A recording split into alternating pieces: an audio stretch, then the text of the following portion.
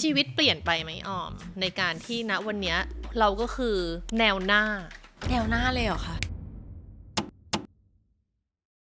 ทะเลาะกันมากับแม่เคยพูดว่าวันหนึ่งนะออมจะรู้ว่าสิ่งที่แม่พูดอ่ะมันถูกต้องคือจริงๆเธอคือเด็กน้อยคนหนึ่งเลยจริงๆอะออมไม่รู้ว่าออมจะดูโตเมื่อไหร่อ่ะออมโตมาในครอบครัวแบบไหนยังไงเปิดเป็นที่นี้ที่แรกหรอแล้วหลังจากวันที่แคสพอมาทำงานด้วยกันเป็นยังไงพอมันไว้ใจพอมันอยู่ด้วยกันเยอะๆอย่างเงี้ยมันอยากเล่นมันอยากกอดมันอยากฟัดมันมีจุดไหนที่ทำให้รู้สึกว่าเอาละชีวิตคู่เปลี่ยนละพี่หลิงหลิงนี่มีอะไรน่าห่วงมั้ยเป็นแบบมนุษย์ที่แบบ stable มากเคยงอนกันมั้ยเวลาทำงานการมีแฟนมีตครั้งแรกมันเป็นความรู้สึกแบบไหนมันปลื้มอ่ะเราไม่คิดว่าจะมีใครรักเราแบบนั้นน่ะ Switch Podcastก่อนอื่นขอแสดงความยินดีกับการรับปริญญาด้วยนะคะขอบพระคุณค่ะพี่จ๋ามันก็คือยิ่งใหญ่อลังการมากมีบอดี้การ์ดแล้วอะออมเรื่องราวมันมีอยู่ว่าอย่างงี้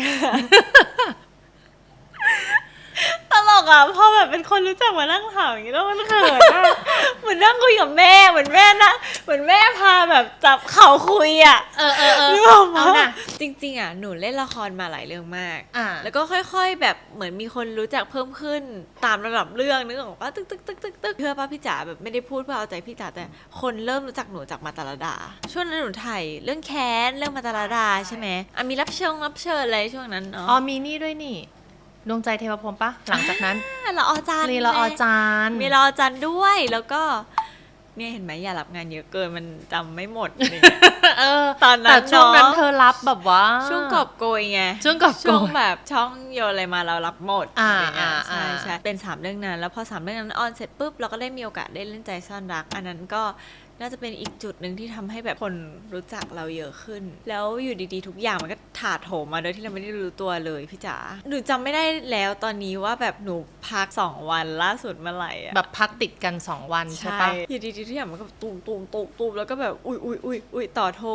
คือมันมีแบบมันมีเรื่องเรียนเข้ามาด้วยแล้วมันทำให้เราแบบไม่ทันตั้งตัวไปหมดเลยมันหลายอย่างอะไรอย่างเงี้ยค่ะยังไม่ได้มีเวลาหยุดตั้งสติใช่ซึ่งตอนนี้มันเริ่มแบบตบกลับเข้ามาได้แล้วซึ่งก็โอเคโดยรวมแล้วโอเคค่ะพอละครออนไปใช่ไหมคะแล้วก็จะมีแฟนมีที่ไทยแล้วก็มีแฟนมีต่างประเทศรู้ตัวอีกทีนึงก็ต้องมีการแล้วค่ะเพราะว่าแบบมีการแบบเขาก็คงจะอยากอยู่ใกล้เรานึกออกปะเราแบบไม่ได้มองไม่ดีอะไรแต่ว่าพอคนเยอะๆมันก็เลยเกิดแบบวุ่นวายขึ้นอะไรอย่างเงี้ยแค่นั้นเองใช่ก็เลยต้องมีพิการมันมีคำถามเกิดขึ้นจากงานรับปริญญาเพราะว่าไม่ค่อยได้เห็นคุณพ่อคุณแม่ออกงานด้วยกันทั้งคู่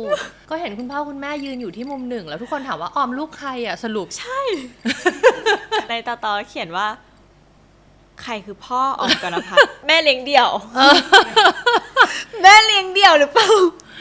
ไม่แล้วพ่อแม่ก็คือดูแบบเงียบๆหลบอยู่ในมุมเธอก็คือวิ่งกระโดดอยู่ตั้งแต่กี่โมงถึงกี่โมงวันนั้นอะโหนูออกจากบ้านตั้งแต่เช้าอะกระโดดอยู่จนถึง6:30 7:00อะเป็นคนหรือกระต่ายเป็นกระต่ายคือออมเป็นแบบพวกพลังเยอะมากๆอะไรอย่างเงี้ยค่ะแล้วขึ้นรถก็ค่อยหลับทีเดียวคืนนั้นกลับบ้านสภาพเป็นยังไงหนูหลับยาวเลยองคลักษ์กรุงเทพตื่นมาอีกทีก็คือแบบบ้านแล้วอะไรอย่างเงี้ยค่ะแต่คือบอกว่าเวลาออมเหนื่อยออมนอนออมก็หายนะออมไม่ใช่เหนื่อยแล้วแบบโอ้ไม่ไหวแล้วอะไรอย่างเงี้ยปีนี้อายุออม22ค่ะเนี่ยมันเป็นช่วงอายุที่เดี๋ยวนะอะไรผ่านไปนะ ออมเรียนจบอะไรมาลูกออมเรียน Economics ค่ะเศรษฐศาสตร์หลักสูตรนานาชาติชอบไหมไม่สนุกเท่าการทำงานที่มันเปลี่ยนไปเรื่อยๆใช่อันนี้ดูเป็นตัวเรามากกว่าแอบเล่าอะไรให้ฟังได้แอบแค่ไหนอันนี้ไม่มีอะไรไม่มีสาระหนูอ่ะเป็นคนเวลาพูดแล้วไม่เคยมองหน้าใครนานๆเลยหนูก็เลยแบบว่าเขินหนูแล้วพอแบบนั่งพอดแคสต์ใช่ไหมมันเป็นการจ้องคนต่างมองไปเรื่อยๆนะพี่จ๋าคะหนูว่านะคะพูดไปเรื่อยๆอะไรอย่างเงี้ยปะ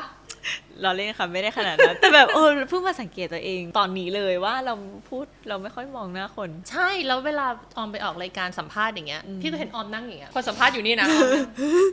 ไม่ได้ติดหญิงนะคะทุกคนเป็นสมาธิสั้น22เนอะมันเป็นช่วงอายุที่แบบเหนื่อยร้อนก็หายดูแลตัวเองอย่างไรบ้างในช่วงที่ชีวิตมันเปลี่ยนไปขนาดนี้พี่จ๋าได้ยินเสียงหายใจหนูไหมคะ คือออมรู้สึกว่าช่วงเนี้ยออมดูแลตัวเองได้ไม่ดีเท่าที่ควร คือเราอาจจะไม่ได้ถึงกับเป็นว่า เขาเขินจริงนะครับ จริงสายตาเขา จริงเหรอหน้าแดงเหรอ พี่จ๋า ไม่แม่มองทางอื่นแม่มองทางอื่น ไม่คือดูแลตัวเองยังไง คือออมแบบพยายามคือช่วงนี้ออมกินน้อยมาก น้อยลงจากเดิมเยอะมากค่ะ แล้ว ซึ่ ก็ งปกติก็กินน้อยมากอยู่แล้วนะ อ้าวเหรอ พี่จ๋า ไม่ รู้ได้ยังไงตอนลิลี่อะหนู แต่หนูกินเยอะมากเลยนะช่วงนั้น ทำไมเช้านี้รู้สึกตื่นอะมีวุ่นทุกคนในกองเนี้ยมีวุ่นวายอยู่2 คนคือออมกับ เก่ากี้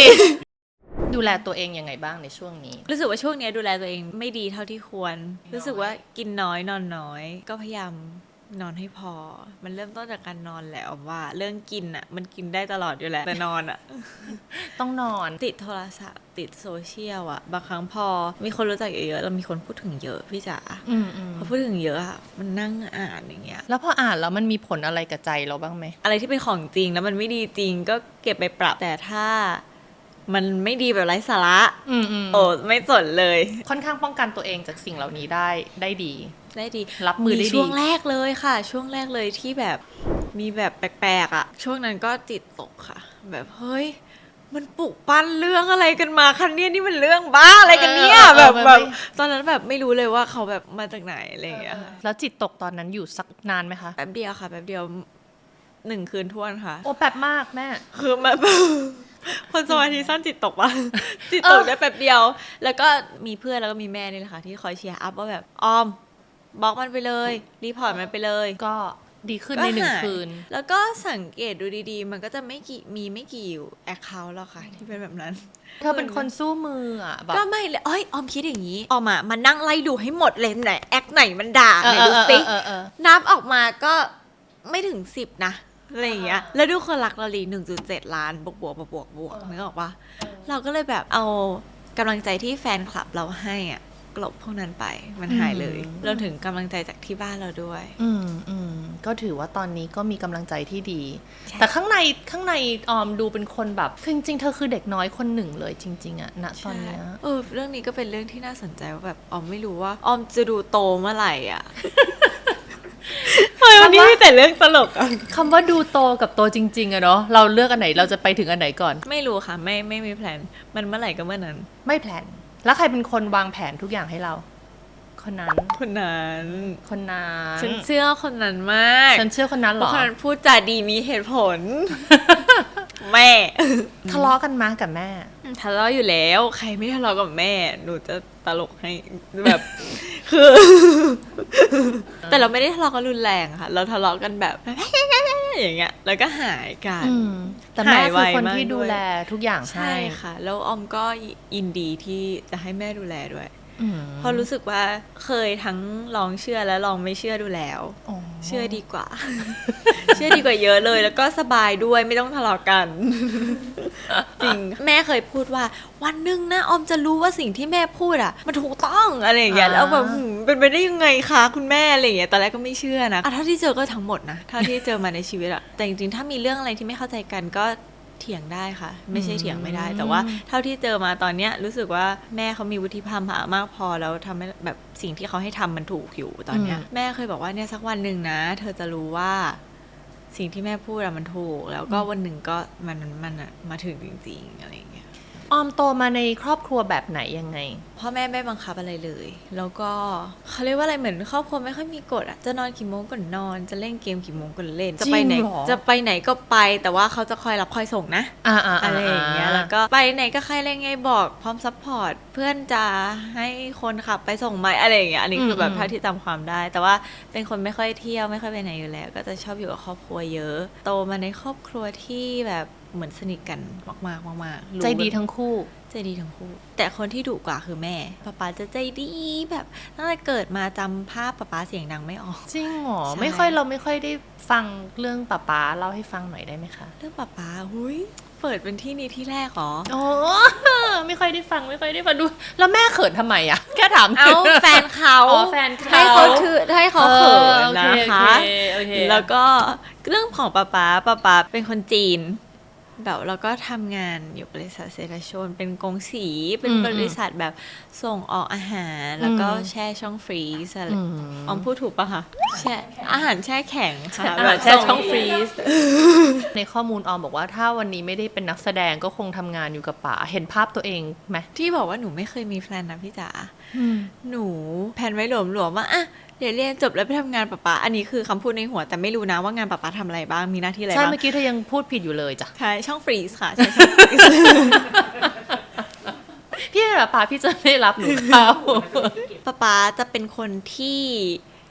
แม่ขอคำปรึกษาอีกทีนึงอ๋อโอเคเป็นบอสใหญ่ของ เป็นบอส บ้าน last boss ใช่เป็น last boss เป็นตัวซีเคร็ตด้วยเพราะไม่มีใครรู้จัก ไม่มีใครเคยเห็นหน้าเขาไม่เล่นโซเชียลเวลาไปกินซูชิก็เห็นถ่ายกัน2 คน อ๋อใช่ใช่ใช่ตัวซีเคร็ตอยู่ข้างๆ2 คนอัดกับป๋านี่จะไม่ค่อยเล่นโซเชียลอัดก็ลงแต่รูปอูนิรูปน้องหมาอ๋อไม่ลงรูปตัวเองอะไรอย่าง โถ เงี้ย เอ็นดู ใช่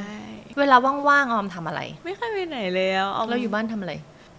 เล่นเกม มีเหมือนมีเสียง มีเสียงกระซิบ จำไม่ได้อ่ะจำไม่ได้ตัวเองทำอะไรบ้างเพราะไม่ค่อยทำจริงๆไงเราดูซีรีส์บ้างแต่ก็จะดูไม่จบเลยสักเรื่องอะไรอย่างเงี้ยค่ะแล้วก็มีเก็บบ้านอุ้ย อันนี้เป็นหนึ่งในฮ็อบบี้พิเศษนะออมชอบทำงานบ้านมากคือถ้ามีอารมณ์ทำนะคะ ถ้ามีอารมณ์ดำ ถ้ามีอารมณ์ทำออมจะแบบเก็บบ้านคือๆเลยอะไรอย่างเงี้ยแล้วก็ช่วงหลังนี้จะมีกิจกรรมพิเศษคือเล่นเกมกับเพื่อนแต่ตอนนี้เพื่อนย้ายไปจีนแล้วก็เวลาต่างกันนิดหน่อยเองชั่วโมงเดียวแต่ว่าเวลาเนี้ยไม่ว่างแล้วก็เลยแบบพอสมมติหนูว่างแล้วมันก็นอนแล้วอะไรอย่างเงี้ยก็เลยแบบ ไม่ค่อยได้เล่นไม่ค่อยได้เจอกัน ที่บอกว่าชอบทำงานบ้านชอบทำอะไรมากที่สุด ออมชอบ categorize ของในบ้านของในห้องตัวเองดีกว่าเพราะในบ้านไม่ไหว categorize ของในห้องตัวเองซึ่งมันเยอะมากอะไรอย่างเงี้ยพอเราได้จัดเป็นระเบียบแล้วเราแบบเห็นมันวางอยู่เรียบร้อยเราจะแบบ มีความ ฟิน มีความสุขกับสิ่งเหล่านั้น ใช่ แล้วน้องอูนิเป็นไงคะ อุนิเป็นหมาที่โตมาในช่วงโควิดไม่เจอใครเลยต้องเรียกว่าหมาตัวนี้เหตุเกิดจากความเหงา โหว่ายังไงได้ข่าวว่าเป็นคนขอเลี้ยง ใช่เป็นคนขอเลี้ยงค่ะแล้วก็เหมือนมีเขาเรียกอะไรผู้ใหญ่ทางฝั่งแม่เขาเป็นสายเชียร์แล้วก็เหมือนแบบอยู่ดีๆแบบอ้าวมีตัวนี้นะเอาไหมแม่ตอบตกลงก็เลยเหมือนแบบได้มาเลยตอนนั้นเลยบ้านให้เขานอนยังไม่มีเลยวันแรกที่เขาเอามานอนในกล่องอะ อุนิ ปูหนังสือพิมพ์ โถลูกเอ้ยคลาสสิกสุดๆเลยอะ มันเก็บมาเลี้ยงมากกว่าซื้อมา แล้วนิสัยเขาเป็นไง นิสัย บ้าน เขา ในเขานิสัยเขาเหมือนใครที่สุดในบ้าน เขาเหมือนออมที่สุดในบ้านตลกมากอ แปล ยู่ด้วย ว่า กั มัน นเย ต้อง อะ วิ่ง เกิ ไม่ น หยุดปะ เหมือนเก่ากี้อ่ะแบบออมเห็นเก่ากี้เรานึกถึงอูนิค่ะ จริงเหรอ คือมันจะวิ่งไม่หยุดอย่างเงี้ยแล้วก็จะมีบางช่วงที่มันนิสัยไม่ค่อยดีเท่าไหร่แบบแค่เห่าไม่ฟังใครอะไรอย่างเงี้ยแล้วก็นิสัยเขาน่ารักค่ะถ้าเกิดว่ารู้จักกับเขาแล้วอ่ะ ถ้าเขาชินแล้วเขาจะแบบนอนให้เกาพุงจะเป็นหมาที่นิสัยหวานมากเลยอะแต่ถ้าคนแปลกหน้าไปอาจจะแบบมองว่าทำไมหมาตัวนี้มันเห่าเยอะจัง แต่เขาเป็นปอมนะ ให้เขาเห่าเถอะ เอ เนาะ อปอมเขาต้องเห่าเขาเกิดมาเห่าเลยแหละ ใช่แต่ไม่กัดนะคะ ทีนี้ออมมาเข้าวงการได้ยังไง ย้อนกลับไปตอนม.5 ขึ้นม.6พี่เป๊ปนพสิทธิ์เปิดแคสซีรีส์ที่จะออนลงช่อง 3เหมือนเพื่อนแม่ไหมมีเพื่อนแม่แนะนำมาแบบเหมือนส่งใบปลิวมาค่ะใบประกาศ ใบปลิว ใบประกาศแคสว่าแบบ โอเค มีซีรีส์เรื่องนี้เปิดแคสนะ ไปให้ไอออมันไปดูสิตอนนั้นหนูก็ก็ได้อะไรอย่าง ห เงี้ นู ย อายุเท่าไหร่ตอนนั้น 16 ค่ะ โอเค 16กำลัง10เขาเปิดรับ17ด้วย กว่าจะได้ก็17พอดีแหละ ใช่17พอดีพอได้ปุ๊บ17พอดี เรื่องแรกเป็นยังไงทำงาน ไม่รู้เหมือนกันเพราะจำได้ว่าแม่ไม่ได้สอนอะไรเลย แล้วก็ไปเวิร์กช็อปเอาว่าแบบหมายถึงทุกอย่างมันเกิดขึ้นเร็วมากแบบถ่ายทำเวิร์กช็อปอะไรเงี้ยเอาว่าคีย์หลักมันคือการที่เราสนิทกับนักแสดงเหมือนเราผ่านการไอซ์เบรกกิ้งอะ ตอนนั้นเล่นกับใครคะน่าจำชื่อเขาไม่ได้ด้วยค่ะไม่เป็นไรคนนี้นะคะ จำได้หมดเลย10 คนนี่ โอ้ นักแสดงหลักมี10 คนมีแก๊ง SB5 แล้วก็มีนักแสดงที่แคสมาอีก5 คนมีออมมีพี่พลอยใส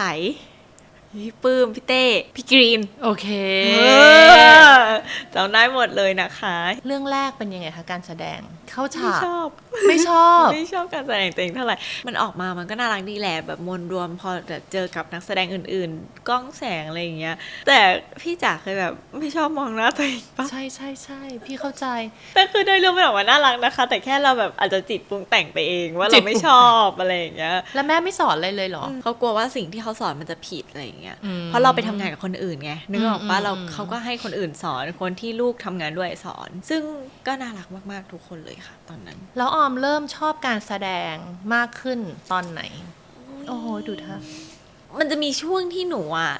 เล่นละครโดยที่ไม่มี motivation นะ อ่า ช่วงมาตาช่วงแคนแล้วก็ช่วงละออจันอะมันจะถ่ายพร้อมกันหมดใช่ปะเหมือนตอนนั้นอะหนูมี motivation ในการเป็นรีลี่เพราะนั่นเป็นครั้งแรกที่หนูรู้สึกว่าหนูเล่นละครแล้วรู้สึกว่าเฮ้ยตัวเองเล่นดีอะ อย่างเงี้ย ดีหรือเปล่าไม่รู้แต่เรารู้สึกว่าเราเล่นดี เออ แล้วเราแบบเฮ้ยอยากรู้สึกอย่างนี้อีกอะไรอย่างเงี้ยมันเลยทำให้เรื่องต่อๆไปของเราอะพยายามหาจุดนั้นให้เจอว่าแบบตัวเรากับตัวละครมันคลิกกันตรงไหน อ่ะงั้นถามจากตอนมาตาลดาก่อน จะมีอยู่ฉากหนึ่งคือฉากที่พูดเรื่องประตู โอ้ยอันนั้นเทคเดียวผ่าน ใช่ พี่เมียวบอกว่าเหมือนออมไปเจอจุดอะไรก็ไม่รู้แล้วมันเหมือนเป็นจุดเปลี่ยนเลยอ่ะวันนั้น แล้วทุกคนในโต๊ะวันนั้นนะบอกว่าคุณยายออมเสียเหรอ บอกไม่ใช่ยายนั่งอยู่ที่บ้านน่ะ ยายยังอยู่ แต่ว่าเราก็คิดถึงยายจริงๆนั่นแหละค่ะ ยายตัวเองสนิทกับยายมากใช่ เออ มันก็เลยแบบตอนนั้นมันก็เลยเป็นอย่างนั้นน่ะ อืม ดีใจจัง พอไปอยู่กับละออจันทร์และแขนอันนั้นเขาสาย acting แขนก็มีพี่แอน พี่ฟิล พี่ฟิลแต่มีพี่แอนประกบอยู่ ได้เรียนรู้อะไรจากตรงนั้นบ้าง ตัวดาหวันนะคะเขาจะมีจริตจักรความเป็นแบบผู้หญิงที่โตแล้วก็แบบ โตมากด้วยนะ โตมากเพราะเขาแต่งงานมา7 ปีแล้วเขาหย่าแล้วเขากำลังจะแบบมีแฟนใหม่อะไรแล้วตอนนั้นหนูอายุ18แต่งงานอายุ11 ตอนนั้นอะมันยังมีจังหวะที่เรายังรู้สึกว่าแบบเฮ้ยมันผ่านเหรออย่างเงี้ยคือนักแสดงจะเจอปัญหานี้ค่ะทุกคนปัญหาว่าตะกี้กูเล่นโอเคเหรออย่างเงี้ย เขายอมเขาให้ผ่านเหรอ ใช่แต่มันผ่านแล้วมันก็ออกมาโอเค อะไรอย่างเงี้ยแต่สิ่งที่เราอยากจะพัฒนาเราไม่อยากรู้สึกแบบนั้นเวลาเราเล่นต่อให้คนอื่นโอเค แต่เรารู้สึกไม่โอเคอะไรเงี้ย เราก็อยากจะปรับปรุงตรงนั้น ซึ่งตอนนั้นน่ะหนูเด็กมากแล้วหนูรู้สึกว่าหนูยังไม่มีจริตจักร้านอะไรแบบนั้นแล้วหนูก็พยายามฝึกตรงนั้นขึ้นมาอะไรอย่างเงี้ยค่ะตอนนั้นเราอาจจะเจอคนน้อยยังไม่เคยเข้าสังคมที่แบบมีผู้ใหญ่เยอะๆอะไรอย่างเงี้ยค่ะเราก็เลยอาจจะยังคิดไม่ออก แต่ว่าในแคนออมก็ออกมาเป็นความแบบว่ารู้สึกว่าเป็นจุดที่คนจะได้พักนิดหนึ่ง ใช่ เพราะว่าเรื่องมันแบบ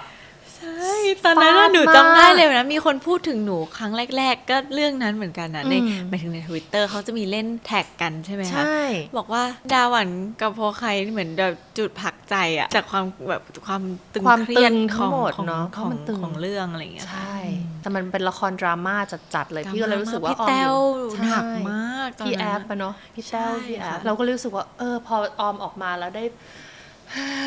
นิดหนึ่งเนาะมัน ใช่ ก็เลย หนูก็รู้สึก ใช่ไหม ก็ดีใจที่ทำให้รู้สึกแบบนั้นได้ เพราะนั้นก็เป็นสิ่งที่พี่แอนตั้งใจ ใช่พี่ว่า ตั้งใจอยาก เขา ทำ มองภาพรวมเอาไว้แล้วแหละ แล้วพอไปละออจันทร์สนุกมาก โอ้โห โหมันเหมือนแบบว่า ละออจันทร์ มัน นี่ คือความหนุกหนานทำงานกลุ่ม ทำงานกลุ่มโปรเจกต์มหาลัยด้วยค่ะ คือทุกคนเป็นเพื่อนกันหมดแม้กระทั่งยายผู้จัดคนเก่งของเราคุณ ยายผู้ บี จัด ยายผู้ เหรอ จัดคิดถึงนางมาก คิดถึงบีบีมาก บรรยากาศในกองเป็นไงเล่าให้ฟังหน่อย หนูอ่ะไม่ค่อยได้ไปกองเพราะว่าของหนูจะไม่ได้เยอะ อยู่ใน เท่า วัง ใช่อยู่ในวังจะไม่มีพาร์ทแบบตะลุยป่ากับใครเขา ซึ่งพี่จ๋าเนี่ยก็บอกว่าพอสมมุติเราทำงานกองถ่ายอ่ะถ้าเกิดคิวบูอะไรอย่างเงี้ยถ้าเราไม่จำเป็นต้องไปเราก็ไม่ไปอยู่แล้วเนอะแต่นี่คืออะไรถ้าเราพี่เขาไปเรียนบูด้วยดิอย่างเงี้ย อยากเจอเพื่อน อยากเจอเพื่อน คือแบบเป็นอีกหนึ่งกองที่รู้สึกว่าอยากไปนั่งเล่นในกองอะปกติอาจจะแบบอยากรีบกลับบ้านอะไรอย่างเงี้ยใช่ปะแต่กองเนี้ยคือกองที่ทำให้เราอะไม่อยากอยู่บ้านอะแบบอยากไปเล่นกับเพื่อนแล้วก็แบบนัดแฮงเอาท์กันตลอดเวลาบางครั้งนั่งอยู่แล้วก็เป็นแก๊งเดียวที่แม่แบบปล่อยอะแบบไปไหนอะไปกับบีบีงั้นพี่บีบีมารับนะแม่ไม่ต้องไปรับไปส่งอะไรอย่างเงี้ อย ย่างนั้นเลยเหรอแม่ยอมปล่อยไว้ใจพี่ แม่ บีบี ยอม เหรอคะ ปล่อยกับแก๊งเนี้ยแก๊งละออจันนะคะ ทำไมอ่ะ เนาะมันเป็นความคลิกอะมันเป็นความคลิกที่อยู่ดีๆก็คลิกกันแล้วก็แบบตอนคืนอย่างเงี้ยอยู่ดีๆแรนดอมโทรเรียกกันก็รวมตัวกันเลยอะไรอย่างเงี้ย ออมกับจีน่าใครดีดกว่ากัน เอาว่า energy เดียวกันหนูก็ติดการกระทำหลายๆอย่างมาจากพี่จีน่า อย่างเช่นแบบจริงไหมอย่างเงี้ยเหมือนว่า เหมือน คุณแม่ เราก็เรียนรู้จริตอันนี้มาแล้วพี่กราฟเขาไม่รำคาญเราเหรอคะ พี่กราฟบอกค่ะเขาอาจจะรำคาญแต่ไม่บอกเรา ล้อเล่นค่ะพี่กราฟน่ารักค่ะรักกันดีทุกคนรักกันดีน่ารักมากค่ะกองนี้เหมือนได้เพื่อนสนิทมา เป็นเพื่อนสนิทในพาร์ททำงานแล้วก็มีพาร์ทเรียนใช่ป่ะพาร์ททำงานอย่างเงี้ย แล้วหลังจากนั้นก็คือใจซ่อนรักแหละพี่ถามถึงวันแรกพี่เห็นคลิปที่ออมมาแคสติ้งกับหลิงหลิงใช่ปะวันนั้นเป็นไงมั้งที่ใส่เหมือนใส่ชุดนักศึกษามาเลยอะ ใช่ค่ะหนูไปแค่2 รอบด้วยพี่จ๋า เล่าให้ฟังหน่อย รอบแรกเหมือนถ้าไม่มาจากการสอบก็ไปสอบต่อค่ะแล้วก็วิ่งมาที่ช่องอะไรอย่างเงี้ยแต่งหน้ามานะตอนนั้นมาแคสเราก็ได้รับบทเป็นน้องเอิญสนิธาดา เหมือนให้เป็นอิมพรไวส์กันไป ใช่แต่ก็จะมีแบบมีบทมาให้แหละแต่ว่าเน้นอิมพรไวส์อะไรอย่างเงี้ย อืม แล้วซึ่งมันถนัดเราเลยเราเป็นคนอิมพรไวส์เก่งมากเราแบบ เราไปเรื่อยเราพูดไปเรื่อย ใช่ เราพูดไปเรื่อยอยู่แล้ว ก็คือจับใจความสำคัญแล้วก็เล่นออกมาเลย ตอนนั้นก็เลือกที่จะเล่นเป็นตัวเองเลย พี่นายให้โจทย์ว่ารอพี่หมอกลับบ้านรอพี่หมอกลับห้องอ่ะอันนี้คือหนูได้ยินพี่นายพูดแล้วแบบเป็นสิ่งที่ทำให้หนูดีใจมากเลยคือแบบออมมานั่งใช่ป่ะนั่งรอพี่หมอแล้วแบบออมนอนลงไปเลยอ่ะคือแบบเป็นตัวเองออมนอนลงไปบนโซฟาเลยรอแฟนอย่างเงี้ยตลกดีตอนนั้นก็รู้สึกว่าเป็นตัวเองมากๆค่ะตอนแคส แคสกับหลิงหลิงคนเดียวหรือแคสกับใครบ้าง อ๋อตอนแรกแคสกับพี่เนเน่ค่ะลูกพี่นายแล้วก็รอบ2แคสกับพี่หลิงแหละเหมือนเอาเข้าคู่กันแล้วดูว่าเคมีได้ ไปทางไหน ใช่แล้วตอนนั้นน่ะพี่นายถามว่าพวกเรารู้สึกยังไงพวกเราก็ตอบตรงกันว่ารู้สึกเขินเหงื่อแตกไปหมดเลยอะไรอย่างเงี้ยค่ะ ได้เคยทำงานกับหลิงหลิงมาก่อนไหมคะ เคย acting class ด้วยกันตอนที่เพิ่งเข้ามาช่อง3เพราะเข้าช่อง3มาพร้อมกัน แล้วพอเราอิมพรไวส์อะหลิงหลิงเขาตามเราทันมะโดยภาษาด้วยความ ทัน โอเค เดี๋ยวนี้พี่หลิงหลิงอะพูดภาษาไทยเก่งมากเพราะพี่หลิงเขาแบบฝึกพูดทุกวันอะไรอย่างเงี้ยค่ะแล้วก็เราได้คุยกันเยอะด้วยอะหมายถึงคุยกับพี่หลิงหลิงเขาคุยกับเพื่อนคุยกับหนูอะไรอย่างเงี้ยเจอกันทุกวันมันก็ชินกันไปเองอะไร แล้วหลังจากวันที่แคสพอมาทำงานด้วยกัน เป็นยังไงความรู้สึก ตอนแรกหนูก็นึกภาพไม่ออกว่ามันจะออกมาเป็นแนวไหนคิดภาพซีรีส์ไม่ออกเลยว่าเราจะเล่นออกมาเป็นยังไงเป็นตัวเองแล้วไงต่ออะไรอย่างเงี้ยค่ะจนกระทั่งเราได้มาเวิร์กช็อปแล้วเราแบบคือหนูว่าพวกนั้นมันเกิดจากการที่เรายังไม่สนิทกับพี่หลิงอะตอนนั้นอะจนกระทั่งผ่านการเวิร์กช็อปผ่านการแบบละลายพฤติกรรม ice breaking แล้วมันทำให้เราอะกล้าพูดกับเขาเยอะขึ้นเราสามารถ overshare กับเขาได้โดยที่เขาจะไม่ judge เราอะไรอย่างเงี้ยแล้วเราก็สนิทกันเลย ไว้ใจเรียกว่ามันเกิดความไว้ใจ ใช่มันเกิดพอมันไว้ใจพอมันอยู่ด้วยกันเยอะๆอย่างเงี้ยภาพทุกอย่างมันออกมาเองเลยอะมันอยากเล่นมันอยากกอดมันอยากฟัดอะไรพี่หมออะไรเงี้ยอยากมันจะออกมาเองทั้งหมดเลยความคาดหวังของออมในตอนที่ถ่ายใจซ่อนรักอะคิดว่ามันจะไปถึงไหนไม่คาดหวังเลยอะหมายถึงคือรู้ว่าทุกคนตั้งใจทำออกมาดีแต่ว่าเราเป็นคนไม่เคยแพลนอะไรล่วงหน้าแล้วก็ไม่คิดด้วยว่าเล่นแล้วมันจะเป็นยังไงต่อพี่นายบอกว่าพวกหนูจะดังมากเลยนะออมก็แบบโอเคตื่นเต้นมันก็คงดังแบบดังอะแต่ว่าไม่รู้ว่าจะขนาดไหนเหมือนกันแต่ว่าเท่าที่อยู่ปัจจุบันมันก็คือแบบเฮ้ยคนรู้จักเราเยอะมากเลยอะก็ดีใจมากเลยมันมีจุดไหนที่ทำให้รู้สึกว่าเอาละชีวิตกูเปลี่ยนละยอดฟอล IG เพิ่มขึ้นเร็วมากจริงเหรอมันมีวันที่มันแบบพูดเงี้ยเลยเหรอเหมือน EP แรกจะยังแบบก็เยอะแต่ว่ายังไม่เยอะมากแต่แบบเหมือนในระหว่างทางอะค่ะมันแบบพรึบอย่างนั้นเลยแล้วก็มีแบบวันละแสนเลยอะคือแบบมันมีช่วงนั้นด้วยถ้าจำไม่ผิดนะคะแต่จำได้ว่ามันเยอะจนหนูกับแม่แบบตกใจว่าแบบเฮ้ยแล้วพอเราอยู่ดีๆก็จะแบบหลักล้านได้อย่างไรอะไรเงี้ยมันมาได้อย่างไรแล้วพอการมีแฟนมีตครั้งแรกบรรยากาศที่แบบเห็นคนมารอเราอะตอนนั้นไม่คิดว่าจำนวนแฟนคลับของเราคือแบบจำนวนนี้อะตอนนั้นจัดที่ไอคอนสยามเฮ้ยแฟนคลับเราเยอะขนาดนี้เลยเหรออันนั้นคือก่อนซีรีส์ออนอะยังแบบพูดกับตัวเองอยู่เลยว่าแบบตอนที่เดินเข้าไปในฮอลล์แล้วเราซ้อมกันอะทำไมเก้าอี้มันเยอะจังอะแบบมันจะหมดใช่ป้ะอะไรอย่างเงี้ยแต่ก็คือรู้แหละค่ะว่าบัตรโซลเอาท์แต่แบบความคิดในหัวก็ยังไม่เชื่อใช่ส่วนมากมันจะเป็นความแบบความเหลือเชื่อมากกว่าแล้วก็ความแบบจริงดิอย่างเงี้ยคือมันเหมือนทุกอย่างเราไม่ได้เตรียมการมาอ้อมอะพูดกับพี่หลิงหลิงคำเดียวว่าแบบเจ๋งเนาะเธอแบบเจ๋งเนาะอย่างเงี้ยก็แบบเราก็ไม่รู้จะพูดอะไรกันเหมือนกันอะว่าแบบเจ๋งอะเจ๋งแบบเธอคิดดูดีการ์ดเราเยอะมากเลยนะอะไรอย่างเงี้ยแบบก็นั่งเมากันอะไรอย่างเงี้ยค่ะจากวันที่แฟนมีตที่นั่ง 2,000 จนล่าสุดก็คือเดินสายไปกี่ประเทศนะคะโอ้ไปหลายที่มากครับที่ไหนบ้างฮ่องกง มาเก๊าไต้หวันหนานหนิงไทเปฟิลิปปินส์ เยอะมาก กำลังจะไปญี่ปุ่นอะไรอย่างเงี้ยโหไปเยอะ หลาย มากหนูยังไม่เคยไปเซี่ยงไฮ้แต่ว่าเหมือนกำลังจะไป แล้วแต่ละที่ก็คือคนเต็มฮอลไปหมด ใช่เต็มหมดทุกที่เลย เห็นมีที่หนึ่งล่าสุดยืนร้องไห้กันอยู่2 คน โอ้ใช่ค่ะ ตอนนั้นไปไทเป อืม คือเหมือนหน้าฮออ่ะมันไม่มีที่บังฝน แต่แฟนคลับมายืนรอ เป็นชั่วโมงตั้งแต่เราเดินเข้าฮอจนเราเสร็จงานถ่ายรูปเป็นชั่วโมงอ่ะหลายทุ่มอ่ะก็ยังอยู่ร้องไห้ มันเป็นความรู้สึกแบบไหนยังไง มัน กัน ปลื้มอ่ะเราไม่คิดว่า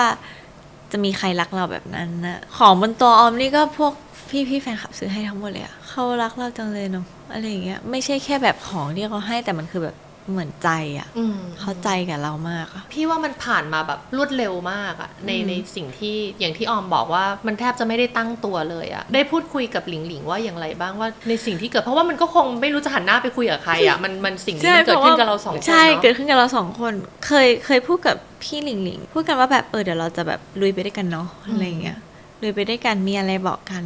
ไม่ชอบอะไรบอกกันนะหมายถึงเราทำตัวแบบนี้แล้วเธอไม่ชอบอะไรอย่างเงี้ยหรือแม้กระทั่งแบบชุดเชิ้ตอะไรอย่างเงี้ยเธอไม่ชอบอะไรอ่ะเธอบอกนะอะไรอย่างเงี้ยเธอมั่นใจไหมเราไม่มั่นใจแลกกันได้ไหมอย่างเงี้ย แลกเสื้อผ้ากันใส่ ใช่เราพูดกันได้หมดเลยทุกเรื่องเลย ส่วนใหญ่ใครตามใจใคร พี่หลิงอะตามใจกว่าออมคือจริงๆทั้งคู่อะเป็นเหมือน pleaser ทั้งคู่อะยอมคนยอมกันและกันตลอดแต่ว่าพี่หลิงอะยอมกว่าออมอีกคิดดูดีเหมือนด้วยความที่พี่เขาโตด้วยอะเขาก็จะแบบยอมน้องออมอยู่ไหนน้องออมกินข้าวอย่างเงี้ย น้องออมอยากกินข้าวน้องออมกินข้าวอะไรอย่างเงี้ย ก็คอยดูแลกัน ค แล้ว คอยดูแล เขาจะห่วงออมเรื่องกินข้าว ใช่ แล้วออมพี่หลิงหลิงนี่มีอะไรน่าห่วงมะ เหมือนเป็นแบบมนุษย์ที่แบบ stable มากอะมนุษย์ที่มั่นคงแล้วเราแบบอยู่ด้วยแล้วเรารู้สึกปลอดภัยอะ จริงเหรอ ถึงออกมา เขา แบบ stable อย่างนั้น เขา stable อย่างนั้น คือเป็นคนที่มีระเบียบวินัย เป็นคนนิสัยดี เป็นคนจริงใจ ตั้งใจทำงาน เป็นคนอย่างนั้นเลยคุณหลิงหลิงควงคือโซเชียลเห็นเขาเป็นยังไงตัวจริงเขาเป็นอย่างนั้นเลย เคยงอนกันไหมเวลาทำงานกัน ไม่เคย ไม่ทะเลาะกัน จริงเหรอ จริง อันนี้คือเรื่องจริง แต่ว่าถ้าในอนาคตมันจะทะเลาะกันก็ไม่ห่วงเลย เพราะเราเชื่อว่าเราคุยกันได้อยู่แล้ว ตอนนี้ก็คือกำลังเดินทางไปที่เรื่องที่2เตรียมตัวอยู่ เรื่องนี้มีความกังวลอะไรบ้างออม เรื่องที่2คือเรื่องเพียงเธอนะคะ Only You เป็นซีรีส์สิ่งแรกเลยที่กลัวคือตอนออมเล่นน้องเอิญออมเล่นไว้เป็นตัวเองมาก แล้วก็เรื่องนี้พี่นายบอกขอเป็นตัวเองมากกว่าเดิมอีกค่ะ อุ้ยตายละ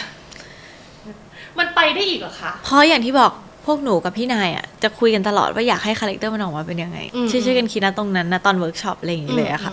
เป็นตัวเองกว่านี้เหรอคะพี่นายเอาอย่างนี้ไหมคะ เพื่อให้เห็นความต่างอย่างนี้เรากลัวมันเหมือนกัน อืม ทั้งพี่หลิงทั้งออมเลยนะคะ อืม กลัวมันเหมือนเรื่องเก่าอะไรอย่างเงี้ย ก็เลยหาทางกัน หนูชื่อไอราหนูก็บอกว่าหรือว่าไอราจะเป็นตัวออมแบบที่ไม่ค่อยเก๊กดีคะพี่นายจะเป็นแบบจริงเหรอคะจริงป้านี่เสร็จหรือยังนะคะเฮ้ยจริงปะเนี่ยอย่างเงี้ย ตัวออมที่ไม่ค่อยเก๊ก ไม่หมายถึงเป็นออมเวอร์ชั่นที่เหมือนเอาแต่ใจนิดนึงอะค่ะ แบบไม่ค่อยเก็บอาการอะไรสักเท่าไหร่ ออมก็เลยวางไว้ให้ไอล่าเป็นคนที่สดใสร่าเริงแล้วก็ไม่ค่อยเก็บอาการ แล้วก็มีความแบบเปรี้ยวขึ้นมาหน่อย อันนี้ก็คือสร้างขึ้นมาเอง ได้ข่าวว่าจากเวิร์กช็อปเรื่องนี้สนิทกันขึ้นไปอีก ใช่ กับพี่หลิง ใช่ค่ะครูวิวให้โจทย์มาว่าเราสนิทกันแค่ไหนอะลองสนิทกันไปอีกคือสนิทกันแบบ Family อะ Family คือการที่ใครคนนึงทำอะไรอะมันจะส่งผลกระทบต่ออีกคนหนึ่งเสมอ และ Family ทะเลาะกันได้ แต่ต้องคุยกันได้อย่างตรงไปตรงมา จริงใจต่อกัน ซึ่งเราจริงใจละไม่ห่วงอะไรอย่างเงี้ยแล้วมันเหมือนแบบสนิทกันทางลัดอะซึ่งแบบมันดีมากอะแล้วเราก็แบบเปิดใจที่จะทำกันทั้งคู่ด้วยปรับจูนหลายๆอย่างอะไรอย่างเงี้ยมันก็เลยกลายเป็นแบบฟุ๊บเข้ากันได้เลยจริงๆแล้วที่บอกว่าทั้งสองคนเป็นพลีเซอร์ด้วยกันทั้งคู่ ก็คือไม่ขัดใจกัน ไม่เลยเหรอ เอ็นดูอ่ะ คิดดูนะเคยถ่ายแบบอันนี้น่าจะเคยเล่าไปแล้วแต่ว่าเล่าอีกทีหนึ่งได้ถ่ายแบบอะเป็นชุดสีขาวยาวใช่ปะมีตัวหนึ่งเป็นเอวลอยอีกตัวหนึ่งเป็นแนบเนื้อยังไงดีล่ะหนูว่าหนูใส่แนบเนื้อไม่รอดแน่แต่เขาวางให้แนบเนื้อเป็นหนูแล้วให้เอวลอยเป็นพี่หลิงขอสลับเลยพี่หลิงได้ไหมไม่มั่นอะไรอย่างเงี้ยได้จริงๆไม่มั่นทั้งคู่นะแต่ว่าอันนี้น่าจะแย่น้อยกว่าอะไรอย่างเงี้ยก็เลยขอพี่หลิงก็บอกได้เลยแล้วตอนถ่ายนะพี่หลิงอะ เอามือมาปิดพุงให้ด้วยอะไรอย่างเงี้ยนึกออกว่า เขาก็รู้ว่าเราไม่ พยย มั่น แบบโพสท่าที่มันแบบปิดจุดที่เราแบบอิน ไม่ ซิ มั่น เคียว ใจ ใช่ก็คือทำงานด้วยกันแบบอย่างนั้นเลยอะเราถนัดหน้าด้านขวานะหลิงอยู่ด้านซ้ายเสมออย่างเงี้ย ออลลี่อยู่ด้านซ้ายเสมอ ออมอยู่ด้านขวาเสมอ ก็คือดูแลกันไปแฟนมีตกันมาอย่างเงี้ยเวลาขึ้นเวทีมันมีอะไรที่แบบผิดพลาดแล้วแบบต้องช่วยกันมองตากันแล้วแบบช่วยด้วยบ้างไหม บนเวทีไม่ค่อยมีค่ะ แต่เวลาทำงานอะแล้วเราสังเกตเห็นข้อผิดพลาดอะไรบางอย่างอะเวลาทำงานด้วยกันแล้วก็มองหน้ากันเนี่ย แล้วอมยิ้มกันอยู่2 คนเหรอ เมาแฟดกันอยู่2 คน โดยไม่ต้องมีคำพูดใดๆออกมา ใช่ปัญหาคลาสสิกเวลาพี่แหม่มกลางวันแล้วจะกินอะไรเด็กๆ พี่หลิงก็จะสั่งสลัดเสมอออมก็จะบอกไม่กินค่ะเสมอ ทำไม โดยที่ออมรู้ว่าออมตอบว่าไม่กินพี่แหม่มก็สั่งมาสแปร์ให้หนูแล้วหนูก็กินอยู่ดีอะไรอย่างเงี้ยคือหนูคิดไม่ออกแล้วตอนนั้นแล้วก็คือจะใช้คำว่าให้พี่หลิงสั่งเลยค่ะ พี่หลิงเอาอะไรก็เบิ้ล2มาค่ะ แล้วพี่วิธีการกินของ แล้วพี่หลิงกินอะไรรู้ไหมคะ กิน ส อะไร ลัดทุกมื้อค่ะ แล้วเรากินตามเขาได้ทุกมื้อเหรอ ตอนใจซ่อนรักอะหนูกินสลัดกับไข่ต้มจนแบบณปัจจุบันอะหนูกินสลัดกับไข่ต้มไม่ลงแล้วอะไข่ต้มอะพี่ในกองต้องต้มมาให้วันละชามอะ อืม เพราะไอเด็ก2ตัวนี้มันกินไข่ต้มกันไม่หยุดเลยตอนอยู่ใจซ่อนรักอะ เออ อัดโปรตีนสุด นั่นก็คือจริงๆแล้วเป็นช้อยส์ของหลิงหลิง ๆใช่ แต่เราก็แค่กินตาม ด้วย โถแม่คุณเอ้ยแต่ตอนนี้ไม่เอาแล้ว ไม่เอาแล้วค่ะ ก็คือพี่หลิงสั่งอะไรก็ได้ในโต๊ะในร้านเนี้ยให้หน่อยแบบอะไรก็ได้เจจิ้มเลย ก็ถือเป็นเรื่องที่เราก็ตามใจเขาเพราะเราเป็นไม่ใช่สายกิน ใช่ แต่ชอบกินนะ แต่กินได้น้อยอ่ะก็เพราะหดลงนิดหน่อย โถกินเยอะๆหน่อย ได้ค่ะ ชีวิตเปลี่ยนไปไหมออม ในการที่ณวันเนี้ยเราก็คือแนวหน้า แนวหน้าเลยเหรอคะ แนวหน้าสิ พี่จ๋าใช้คำว่าแนวหน้า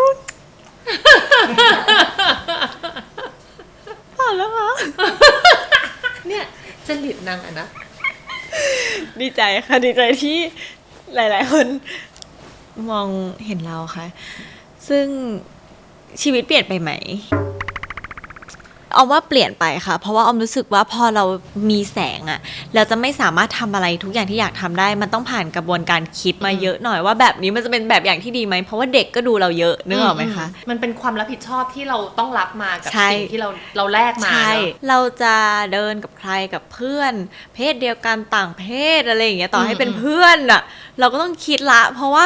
นึกออกปะมันมีคนเข้าใจผิดอยู่แล้วแล้ว once they เข้าใจผิดอะ they จะมาอ่านข้อแก้ตัวเราหรือเปล่าก็ไม่รู้อะนึกออกปะ นึกออกมัน ซึ่งเรามีหลายอย่างต้องแบบรับผิดชอบอะ อืม เราต้องระวังตัวมากขึ้น แต่ว่ามันคุ้มค่า มันคุ้มค่าแล้วเราก็ไม่ได้อึดอัดอะไรเพราะเราเป็นคนอยู่บ้านโชคดี โชคดีมาก แล้วก็นั่นค่ะเรื่องที่ต้องที่รู้สึกว่าเปลี่ยนไปก็คือการแบบไลฟ์สไตล์ชีวิตประจำวันมากกว่า ส่วนปกติถ้าเราเดินห้างอะไรอย่างงี้ก็ไม่มีคนเข้ามาแอดแทกหรืออะไรนะคะ ก็คือเขาก็จะ พี่ออมสวัสดีค่ะอะไรอย่างงี้แค่นั้นอะไรเงี้ยถ้าเราไม่ได้เดินในห้างที่มันจัดอีเวนท์ที่เราอยู่นั้นอะไรเงี้ยค่ะ จริงๆเขาก็รู้แหละว่าจังหวะไหนที่เขาเข้ามาหาเรา ใช่ ได้ ใช่ว่าเขาน่ารักเขารู้ อืมจริงๆเราไม่ได้เปลี่ยนแปลงชีวิตอะไรมากเพียงแต่เราก็ระมัดระวังตัวมากขึ้น ใช่ค่ะอย่างหนึ่งที่แบบออมแบบคอนเซิร์นมากๆเลยก็คือแบบออมกลัวว่านิสัยเราจะเปลี่ยนไป เพราะด้วยความที่แบบเราทำงานเยอะๆอ่ะก็จะมีแต่คนสปอยเราพี่จ๋าเราจะคอยถามเพื่อนเสมอว่ากูยังเหมือนเดิมปะกูทำงานกลุ่มเงี้ยกูช่วยเหมือนเดิมหรือเปล่า กูมีความรับผิดชอบเหมือนเดิมไหมอะไรอย่างเงี้ย คือจะมีเพื่อนคอยเช็คให้ว่าเรา ใช่ ไม่ได้แบบ คือเราอาจจะไม่ได้ถามกันตรงคือถ้าเพื่อนสนิทอะหนูถามตรงๆเลยได้แต่ถ้าเพื่อนแบบเพื่อนพอโทรอย่างเงี้ยหนูจะคอยเช็คว่าแบบเฮ้ยเรายังโอเคอยู่ใช่ไหมอะไรเงี้ยมีอะไรให้ช่วยบอกหน่อยนะ ถ้าเราทำอะไรไม่โอเคช่วยบอกเราหน่อย เป็นคนที่จะต้องคอยเช็คตัวเองตลอด ใช่ กลัวเปลี่ยนไป ก็เปลี่ยนไปเรากลัวรู้สึก เรากลัวคนอื่นคิดว่าแบบเราเห็นแก่ตัว แล้วก็อีกอย่างหนึ่งออมบอกว่าจริงๆออมเป็นคนแบบไม่ค่อยมี motivation ตอนนี้เป็นยังไงบ้าง ตอนนี้มีแล้วหมายถึงแบบไม่ได้อยากเป็นแค่ดาราที่แบบที่เขาเรียกกันว่าคนดังเนี่ยเราอยากมีความสามารถเยอะๆด้วย ด้านใดด้านหนึ่งก็ได้หรือแบบที่สนใจมากๆเลยคือด้านการแสดงเราแบบอยากเป็นนักแสดงที่แบบเก่งๆอยากทำงานหลากหลายบทบาทอยากเล่นภาพยนตร์อะไรเล่นอะไรก็ได้ที่แบบเหมือน completely เป็นคนละคนกับเราเลยอะไรเงี้ยมันดูน่าสนใจ แต่ก็เชื่อว่าจะได้เห็นละออม ที่ เส้นทางนี้มันเพิ่งเริ่ม แล้วก็ดีใจที่ได้ยินว่าคอยเช็คตัวเองอยู่ตลอดเนาะใช่ไหมคะโอเค ก็วันนี้ขอบคุณออมเนาะมานั่งพูดคุยขอให้เป็นเส้นทางที่แบบว่าเป็นไปอย่างที่หนูตั้งใจ ขอบคุณค่ะพี่ รอ จ๋า ดูผลงานเรื่องต่อไปและต่อไปฟูเบิกทาง ผู้เบิกทางไม่หรอกไม่หรอก ฉันมียอด follow 80k เพราะมาตาลดา ตอนนั้นน่ะแบบไฮโซสุดๆเริ่มมีงานเข้ามาช่วงนั้นเลยพี่จ๋าเจ๋งมากแบบงานเข้ามาเยอะๆรัวๆช่วงดาหวานมาตาละออจัน มันต้องถูกค้นพบแหละเราต้องถูกมันถึงเวลาของเรา แล้วตอนนี้เป็นไงคะ ยอด follow ตอนนี้คือ 1.7 ค่ะ เย้ แล้วยังคงไปต่อแน่นอน ใช่ ยุ่งขนาดนี้ยังอุตส่าห์มีเวลาทำเสื้อผ้าของตัวเอง ถูกต้องค่ะ Keep Silent ค่ะ เป็นแบรนด์ที่ยอมทำขึ้นมาเอง แนวไหนคะ แนวคือสตรีทแต่ว่าหลายๆอย่างยังไม่ค่อยลงตัวค่ะพูดตรงๆ เพราะว่าทำเองคนเดียว คือเรามีคนนะคะ แต่เรายังไม่มีเวลาว่างในการกระจายงานอะไม่ว่างจริงๆอะก็เลยเป็นพวกผีบ้าหอบทุกอย่างไว้เองหมดเลยอะไรอย่างเงี้ยค่ะ มีเวลาทำจริงๆหรอ มีช่วงดึกค่ะ ลูกค้าจะแซวกันว่าทำไมร้านเนี้ยทุกอย่างมันกระดิกตอนคืน แบบประมาณแบบ 4 ทุ่มขึ้นไปตลอดเลย ไม่ว่าจะเป็นลงรูปลงสตอรี่ ตอบ เปิดพรีออเดอร์ตอบไลน์อย่างเงี้ยตี 1 เพิ่งเลิกงานทำเองอะ เป็นแพชชั่นอย่างหนึ่งของเราเหรอเรื่อง อยาก เสื้อผ้า ทำ จริงเหรอ ถ้าอนาคตก็จะก่อตั้งทีมขึ้นมาให้มันเป็น เป็นเรื่องเป็นราว ตอนนี้ก็เริ่มทำไปก่อนฟิลแม่ค้ามือใหม่ฝากด้วยนะคะ โอเค แบรนด์เสื้อผ้า Keep Silent ค่ะ อ่ะ แล้วก็ฝากติดตามผลงานซีรีส์ของออมด้วยค่ะ ดูย้อนหลังคือใจซ่อนรักค่ะ The Secret of Us แล้วก็กำลังจะถ่ายทำคือเพียงเธอ Only You ค่ะ สุดท้ายมีอะไรอยากสื่อสารกับแฟนคลับของเราบ้าง ออมเชื่อว่าออมตั้งใจทำทุกผลงานออกมาให้ทุกคนดูอยู่แล้ว หวังว่าทุกคนจะชอบแล้วก็อยู่กันไปแบบนี้แหละจนนานๆเลยอะไรอย่างเงี้ยจนกว่าจะแก่เลย จนกว่าจะตากแดดติ่งเราไม่ไหวเลย เพราะทุกวันนี้เขาสู้มากอะคือตากแดดตากฝนนะพี่จ๋าอยากจะให้อยู่ในแอร์กันอะถึงบอกว่าต้องขอบคุณทุกคนจริงๆค่ะ โอเค ขอบคุณออมสำหรับวันนี้ค่ะ ค่ะสวัสดีค่ะ